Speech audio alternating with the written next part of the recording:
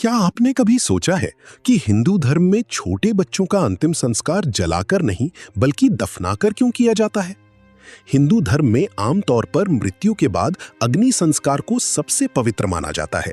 ऐसा माना जाता है कि अग्नि शरीर को पंच तत्वों में मिलाकर आत्मा को उसके बंधनों से मुक्त करती है। लेकिन जब बात छोटे बच्चों या अविवाहित बच्चों की आती है तो ये परंपरा बदल जाती है। इसका मुख्य कारण बच्चों की निर्मलता और निष्कपट स्वभाव माना जाता है। शास्त्रों के अनुसार छोटे बच्चों ने अभी तक कोई ऐसे कर्म नहीं किए होते हैं जिनके कारण उन्हें जन्म मरण के बंधन में फंसना पड़े। उनकी आत्मा पहले से ही शुद्ध और मुक्त होती है, इसलिए उन्हें अग्नि से शुद्ध करने की जरूरत नहीं मानी जाती है। गरुड़ पुराण के अनुसार जिस बच्ची की दूध के दांत नहीं निकली हो या जो बहुत छोटा हो, उसका दाह संस्कार नहीं किया जाता है। कई मान्यताओं में 2 से 5 साल तक के बच्चों को दफनाने की परंपरा बताई गई है। ऐसा माना जाता है कि इस उम्र तक बच्ची में मैं और मीरा का भाव विकसित नहीं होता है। आध्यात्मिक दृष्टि से भी कहा जाता है कि मनुष्य के 3 शरीर होते हैं, स्थूल, सूक्ष्म और कारण शरीर। बड़े लोगों में ये तीनों आपस में मजबूत रूप से जुड़े होते हैं, जिन्हें अलग करने के लिए अग्नि की आवश्यकता होती है।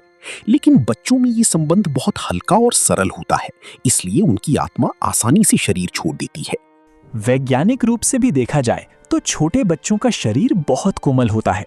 उनके सिर का ऊपरी हिस्सा, जिसे ब्रह्मरंध्र कहा जाता है, पूरी तरह बंद नहीं होता है, जिससे प्राण आसानी से बाहर निकल जाते हैं।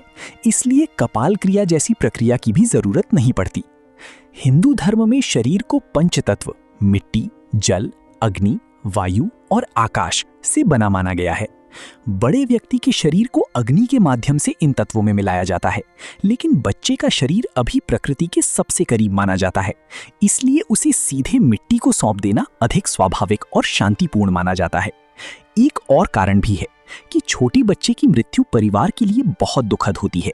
ऐसे में दफनाने की प्रक्रिया अपेक्षाकृत शांत होती है और ये एहसास देती है कि बच्चा धरती माँ की गोद में सुरक्षित है।